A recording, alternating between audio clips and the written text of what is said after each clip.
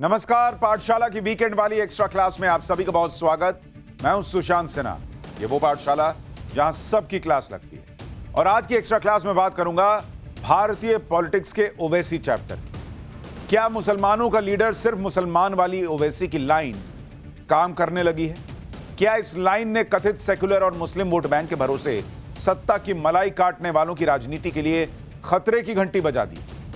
क्यों यह कहा जा रहा है कि पहले बिहार विधानसभा चुनाव और फिर महाराष्ट्र के निकाय चुनाव में एआईएमआईएम की दमदार परफॉर्मेंस ने राहुल गांधी से लेकर ममता बनर्जी और अखिलेश यादव की नींद उड़ा दी? कोई कह रहा है कि हैदराबाद से आए भाईजान बंगाल और यूपी में भी तूफान लाकर ही मानेंगे क्या? कोई कह रहा है कि मुसलमानों के बीच जितनी मजबूत इमेज ओवैसी की है उतनी कांग्रेस समाजवादी पार्टी के मुस्लिम नेताओं की नहीं है। भाई, क्या ऐसा सच में है? मालेगांव से लेकर बंगाल और यूपी से लेकर बिहार के मुस्लिम मोहल्लों में ओवैसी को लेकर मुसलमान क्या कह रहे हैं? क्या ओवैसी की यह बढ़ती पॉपुलैरिटी, उनका बढ़ता वोट बैंक देश की पूरी पॉलिटिक्स को पलटने वाला है?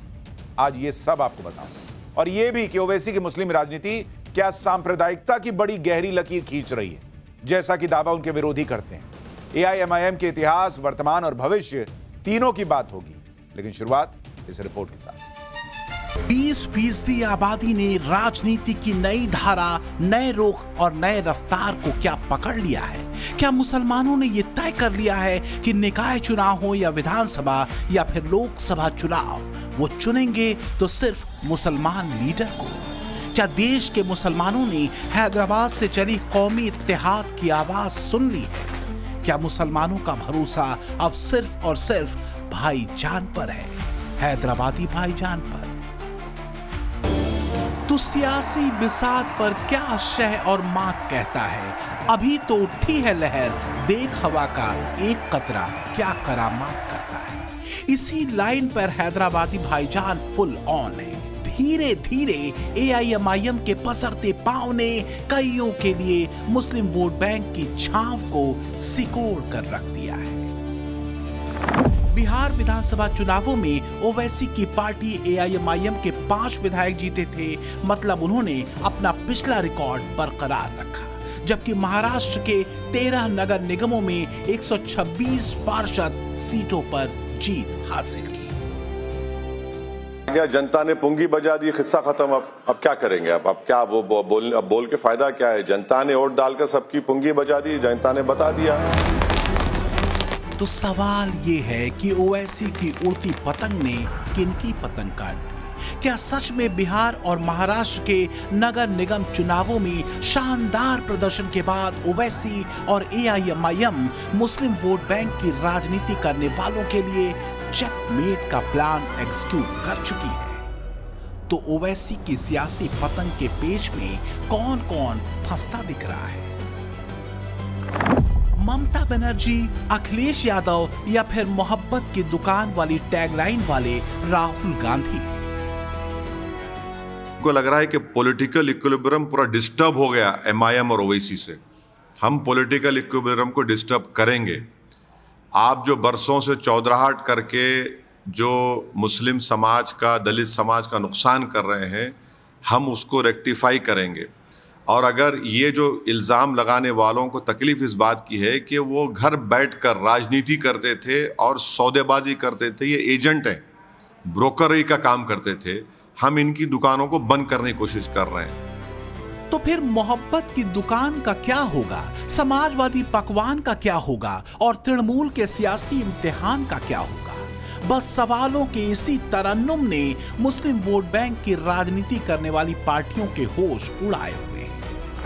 अगर बंगाल में एआईएमआईएम ने बिहार वाला दांव चला तो? अगर यूपी में ओवैसी के प्रत्याशियों ने समाजवादियों को घेरा तो? अगर 2029 तक ओवैसी ने कांग्रेस की चिर प्रतीक्षित रणनीति पर पानी फेरा तो? बस इसी तो पर सारी तरकीबें अटकी। बिहार और महाराष्ट्र के बाद माथापच्ची बंगाल और उत्तर प्रदेश को लेकर है कि अगर ओवैसी को दोनों ही राज्यों में कथित सेकुलर पार्टियों ने लिफ्ट नहीं दिया तो क्या होगा? क्या वही होगा जो हाल बिहार और महाराष्ट्र में हुआ? बंगाल में इसी साल विधानसभा चुनाव होने हैं। 2021 के चुनावों में ओवैसी की पार्टी बंगाल में भले कुछ खास नहीं कर सकी थी, लेकिन इस बार AIMIM फॉर्म में। अगर ओवैसी फैक्टर ने बंगाल में बिहार और महाराष्ट्र वाली रफ्तार पकड़ी तो सीधा असर ममता बनर्जी के 75% मुस्लिम वोट बैंक पर पड़ेगा। बंगाल में करीब 6 जिले ऐसे हैं जो मुस्लिम बहुल हैं।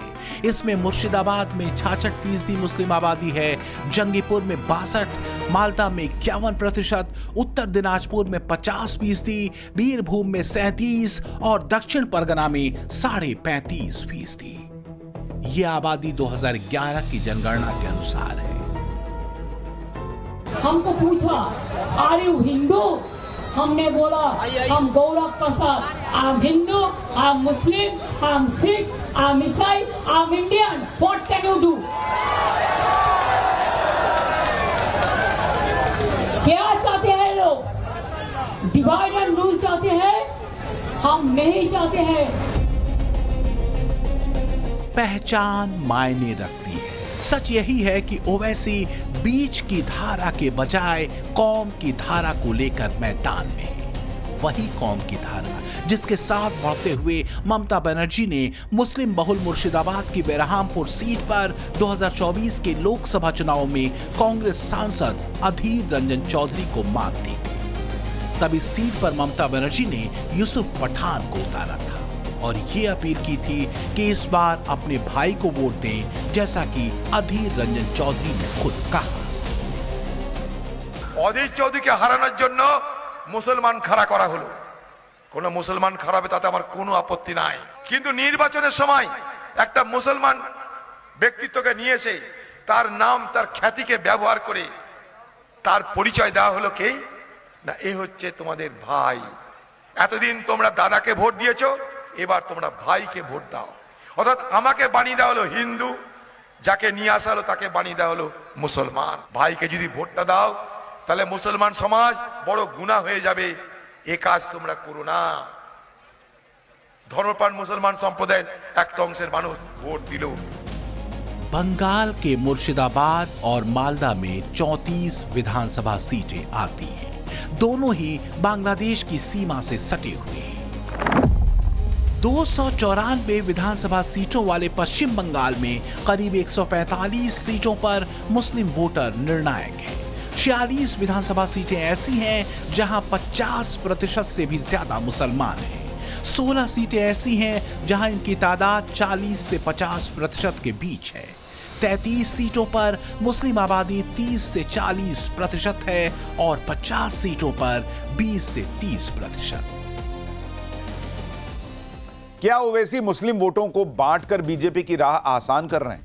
क्या मुस्लिम वोट बैंक की राजनीति करने वाले चेहरे इसलिए उतरे हुए हैं क्योंकि बिहार विधानसभा और महाराष्ट्र निकाय चुनावों में AIMIM ने खुद तो शानदार परफॉर्म किया ही, लेकिन इंडी ब्लॉक की नैया भी डुबा दी। बंगाल के मुर्शिदाबाद की बेरहामपुर सीट पर 2024 के चुनावों में यूसुफ पठान को उतारकर जिस कौमी लाइन पर ममता बनर्जी ने कांग्रेस नेता अधीर रंजन चौधरी को पटकनी दी थी, उस दांव पर मंझे हुए खिलाड़ी ओवैसी बनते दिख रहे हैं। बिहार और महाराष्ट्र के नतीजों के नजरिए से कल्पना करिए कि बंगाल और यूपी में अगर ओवैसी ने मुस्लिम बहुल सीटों पर अपने कैंडिडेट उतार दिए तो क्या ही होगा, क्योंकि कहा यह जाता है कि अगर Muslim vote bank anti BJP vote करता है तो यह ट्रेंड भी हालिया चुनावों में दिखा है कि जिन मुस्लिम बहुल सीटों पर AIMIM ने मुस्लिम कैंडिडेट उतारे, वहां मुसलमानों ने AIMIM को मौका दिया उनके नेताओं को। हाल ये है कि ममता के लिए मुस्लिम वोट बैंक को बचाए रखने की चुनौती डबल हो चुकी है।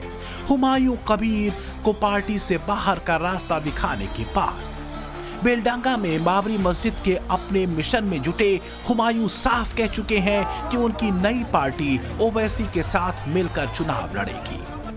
हमने ये जानने की कोशिश की कि बंगाल के मुस्लिम मोहल्लों में क्या ओवैसी मुसलमानों के लीडर के तौर पर अपनी जगह बना रहे हैं। पश्चिम बंगाल चुनाव में बस कुछ ही महीनों का समय रह गया है। पूर्व तृणमूल कांग्रेस विधायक हुमायूं कबीर, जिन्होंने हाल ही में ही अपनी नई पार्टी लॉन्च की है, जनता उन्नयन पार्टी, उन्होंने ऐसा दावा किया है कि आने वाले चुनाव में ओवैसी की पार्टी MIM के साथ जो है एक अलायंस होगा और साथ ही एक साथ चुनाव भी लड़ सकते हैं। कोलकाता के खिदरपुर इलाके में हम मौजूद हैं, लोगों से बात करेंगे कि आखिरकार क्या ओवैसी जो है एक बड़े दावेदार के तौर पे पश्चिम बंगाल चुनाव में उभर कर आएंगे। आप देखिए तो ये नया जो पार्टी जो अपने आप को मुसलमान के रिप्रेजेंटेटिव बोलते हैं, जैसे कि ओवैसी हुआ और जैसे कि अभी ये हुमायूं कबीर वो आए हुए हैं, लेकिन मुसलमान कभी भी इस सियासत में नहीं है कि हमारे कोई अलग से नुमाइंदा रहे। कोई भी पार्टी आता है जाता है रहेगा, कोई बात नहीं है, लेकिन ममता बनर्जी मुसलमानों के इतिहास में बहुत सारा काम कर रही है। आपको क्या लगता है, क्या खाता खुल सकता है इस बार चुनाव में ओवैसी का? क्या लोग पसंद कर रहे हैं ओवैसी को बंगाल में? बंगाल में तो ये चीज है नहीं, पश्चिम बंगाल में एक ही चीज है, एक ही नारा है, जय बांग्ला। दादा, बहुत बार आरोप लगता है ओवैसी पर कि वो बीजेपी के बी टीम के तौर पर अलग अलग राज्यों में काम करती है, क्या आपको भी वैसा लगता है? 100% ये है कि आज फंडेड बाय बीजेपी, ओवैसी की पार्टी आज फंडेड बाय बीजेपी हम लोग ने देखा। ममता बनर्जी के लिए बंगाल के मुस्लिम मोहल्लों के मुसलमानों के बयान तसल्ली देने वाले हो सकते हैं। अब सवाल ये उठता है कि क्या ओवैसी की राजनीति के लिए बंगाल के मुसलमानों ने नो वैकेंसी का बोर्ड लगा दिया है, या फिर ये सिर्फ इसलिए है क्योंकि ओवैसी की जीत सरकार में मुसलमानों की स्थिति को मजबूत करती नहीं दिखती। देखिए, पहला बात है कि अगर ओवैसी साहब को इतना कॉन्फिडेंस होगा कि वो यहाँ राज बना सकेगा, तभी तो उसको इंटर करना चाहिए। ठीक है, कहीं पर भी आप यूपी में देखिए, बिहार में देखिए, बिहार में ये 6 सीट जो अभी ओवैसी लाया है, तो अगर ये इन लोग का साथ मिल जाता, कांग्रेस वाला मिला लेता या RJD वाला मिला लेता, तो इनका भी कुछ सीट बचता, ओवैसी का भी बढ़ता। तो ओवैसी साहब और ये जैसे हमारे इलाका के ऊपर बात है, कहीं मुसलमानों को मेजॉरिटी ज़्यादा है, मुसलमान वहाँ का अगर नेता पहले से है, अगर वो काम कर रहा है, अगर उसको ओवैसी साहब को बोले कि हमको जो है वोट दीजिए, तो हो सकता है कि मान ले। ममता ओवैसी को बीजेपी की बी टीम कहती है। ये वो शील्ड है जिसे आगे रखकर वो मुस्लिम वोट बैंक को बिखरने से बचाना चाहती है। ये वो मंत्र है जो अखिलेश यादव भी जपते हैं और कांग्रेस के नेता भी, और ओवैसी बी टीम वाले इल्जामों पर जवाब देते रहे हैं। इसमें कोई शक नहीं कि ओवैसी एक शानदार वक्ता है जो मुसलमानों को उनके मुद्दों से कनेक्ट करते हैं। कहने वाले तो यहां तक कहते हैं कि मुस्लिम वोट बैंक की सियासत करने वाली पार्टियों में जो मुस्लिम लीडर हैं वो भी उतने असरदार नहीं हैं जितने ओवैसी। ओवैसी सेक्युलरिज्म की धारा वाली पार्टियों पर तंज कसने और उन्हें चुनौती देने के साथ साथ उन पर तीखे हमले करने से भी नहीं चूक। तो क्या यही ओवैसी की मुसलमानों के बीच उनकी एक्सेप्टेबिलिटी को बढ़ा दे रहा है? कुछ राजनीतिक विश्लेषक यह भी मानते हैं कि मोदी के हिंदुत्व और राष्ट्रवाद की तर्ज पर ही ओवैसी मुसलमान और राष्ट्रवाद को लेकर आगे बढ़ रहे हैं। ओवैसी की आक्रामक शैली, भाषा और गहरे भावार्थ भले ही आलोचनाओं के घेरे में आते रहे हों, लेकिन सच यह है कि यही तीनों मुसलमानों के बीच ओवैसी को एक लीडर के तौर पर भरोसेमंद और पसंदीदा बनाते हैं।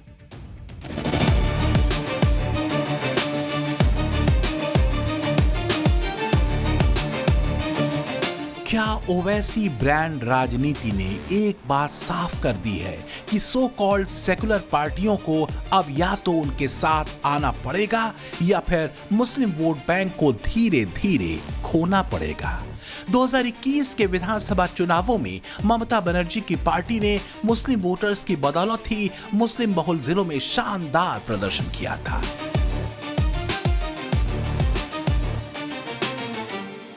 मुर्शिदाबाद की 22 विधानसभा सीटों में से टीएमसी ने 20 सीटें जीती थीं, मालदा की 12 सीटों में से 8 और उत्तर दिनाजपुर की 9 में से 7 सीटों पर टीएमसी ने विजय हासिल की थी। लेकिन इस बार ओवैसी अलग तेवर में हैं।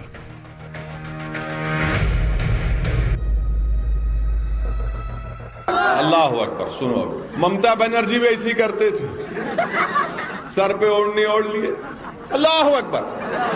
अब बेचारा मुसलमान, अरे बोला ना, बोलिए अल्लाह अकबर, बोल, बड़ा खुश। और देखो भाई ममता बनर्जी बोले, बस जज्बाती मुसलमान आंख में आंसू लाके क्या बोले। एक बार तो उनका वीडियो मेरे को दिखाए, उन्होंने बोले ला इलाहा इल्लल्लाह मोहम्मद रसूलुल्लाह, ला इलाहा इल्लल्लाह मोहम्मद रसूलुल्लाह। हमारे लोग मियाँ कुछ दिख रहा? कुछ भी नहीं दिखता बाबू, ये खाली आपको खुश करने के काम है। ओवैसी इसी लाइन पर कथित सेकुलर पार्टियों के मुस्लिम वोट बैंक को अपने पक्ष में करने में लगे। बंगाल में ओवैसी क्या कोई करामात करेंगे या यूपी में अखिलेश की परेशानी बढ़ाएंगे? ये बात भले आगे की है, लेकिन ये तो साफ हो चुका है कि ओवैसी की बार्गेनिंग पावर बढ़ी है। वो कथित सेकुलर पार्टियों का गणित बिगाड़ सकते हैं। वो मुसलमानों को अपनी हिस्सेदारी की बात समझाते हैं।